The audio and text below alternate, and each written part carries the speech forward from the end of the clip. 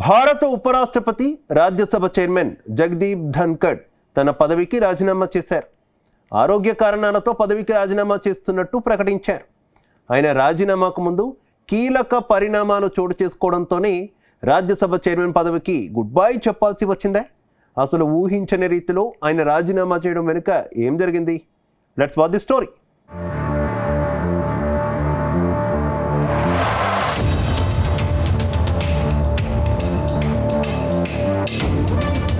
భారత ఉపరాష్ట్రపతి జగదీప్ ధన్కడ్ రాజీనామా వ్యవహారం ప్రకంపనలు రేపుతోంది.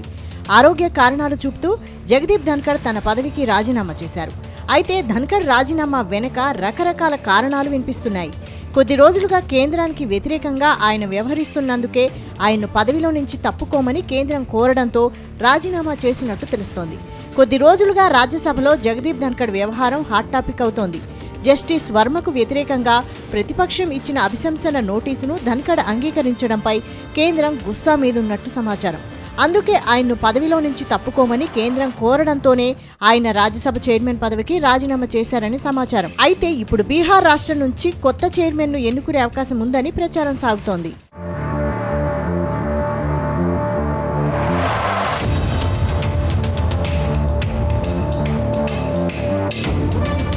ఇక కేంద్ర ప్రభుత్వం జస్టిస్ వర్మపై లోక్సభలో అభిశంసన తీర్మానం తీసుకురావాలని భావించింది. లోక్సభ స్పీకర్ నేతృత్వంలో ఈ ప్రక్రియ జరుగుతుందని, ఇది న్యాయ సంస్కరణలకు ఒక ఉదాహరణ అవుతుందని కేంద్రం ఆశించింది. కానీ రాజ్యసభలో ఊహించని పరిణామం చోటు చేసుకుంది.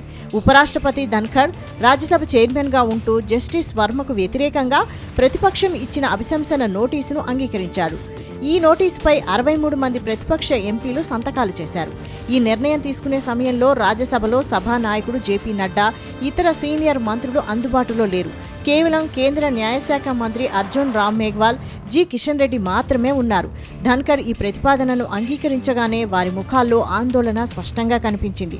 నిజానికి ఉపరాష్ట్రపతి కేంద్ర ప్రభుత్వానికి సమాచారం ఇవ్వకుండానే ప్రతిపక్షం ప్రతిపాదనను ఆమోదించారు.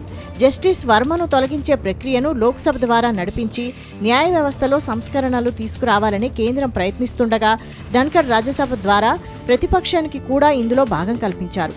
అయితే కేంద్ర ప్రభుత్వ వర్గాల ప్రకారం ఇది జస్టిస్ వర్మను కాపాడే పథకంలో భాగం కావచ్చు. ఎందుకంటే చాలా మంది ప్రతిపక్ష నాయకులు జస్టిస్ వర్మను తొలగించడాన్ని వ్యతిరేకించారు.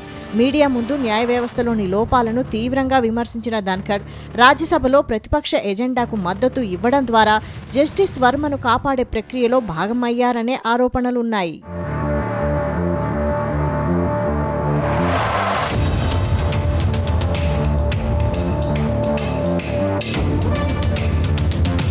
మరోవైపు ప్రయాగ్రాజ్ హైకోర్టు న్యాయమూర్తి జస్టిస్ శేఖర్ యాదవ్ను తొలగించడానికి కూడా ప్రతిపక్షం అభిశంసన తీర్మానాన్ని తీసుకురావాలని యోచిస్తోంది.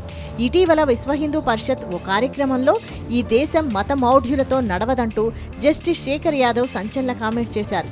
దాంతో ఆయనపై అభిశంసన తీర్మానం పెట్టేందుకు ప్రతిపక్షం రెడీ అవుతోంది. ఈ ప్రతిపాదనను కూడా ఉపరాష్ట్రపతి ధన్కడ్ అంగీకరించడానికి సిద్ధంగా ఉన్నారని సమాచారం. మంగళవారం ఈ ప్రతిపాదన రావాల్సి ఉండగా దీని గురించి కేంద్రానికి ఎలాంటి సమాచారం లేదు.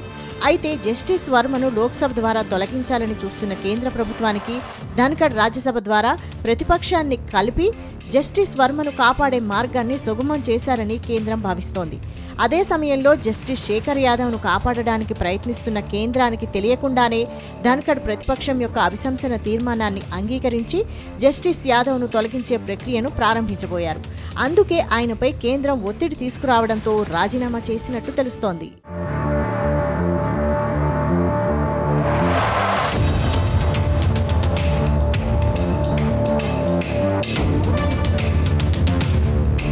కొద్ది రోజులుగా జగదీప్ ధన్కడ్ వ్యవహార తీరు చర్చనీయాంశం అవుతోంది.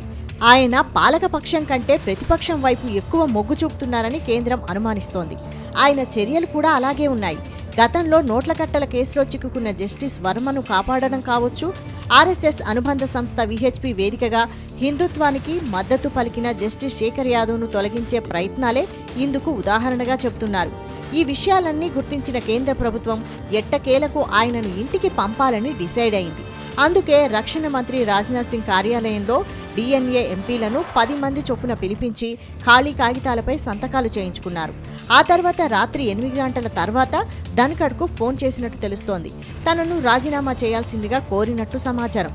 చివరకు చేసేదేం లేక ధన్ఖడ్ ఆరోగ్య కారణాలను చూపుతూ తన పదవికి రాజీనామా చేశారు. దాంతో కేంద్ర ప్రభుత్వం ఊపిరి పీల్చుకుందని ప్రచారం సాగుతోంది.